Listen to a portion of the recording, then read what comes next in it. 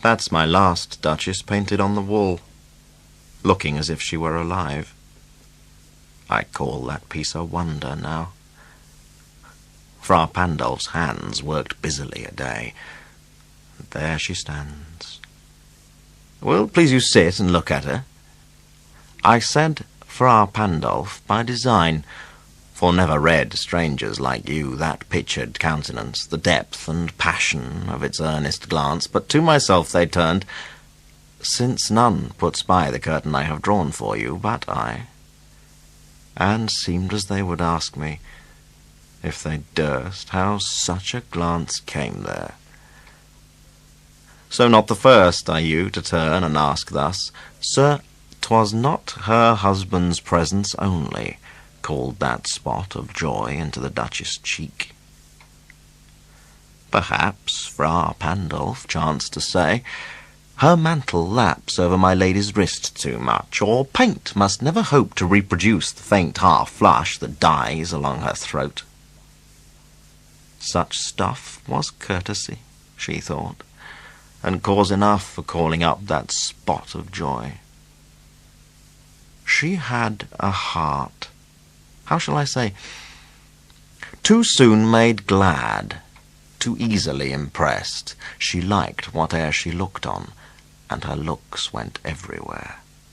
Sir, 'twas all one, my favour at her breast, the dropping of the daylight in the west, the bough of cherries some officious fool broke in the orchard for her, the white mule she rode with round the terrace.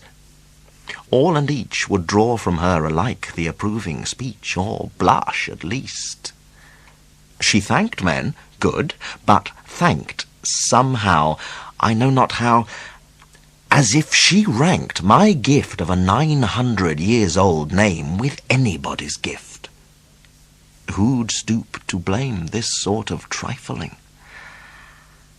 Even had you skill in speech, which I have not, to make your will quite clear to such an one, and say just this or that in you disgusts me, here you miss or there exceed the mark, and if she let herself be lessoned so, nor plainly set her wits to yours, forsooth, and made excuse, e'en then would be some stooping, and I choose never to stoop. Oh, sir, she smiled, no doubt, whene'er I passed her, but who passed without much the same smile? This grew. I gave commands. Then all smiles stopped together. There she stands, as if alive. Will please you rise? We'll meet the company below, then.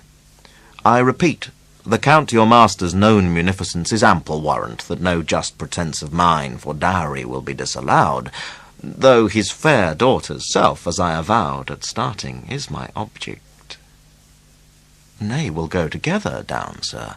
Notice Neptune, though, taming a seahorse, thought a rarity, which Claus of Innsbruck cast in bronze for me.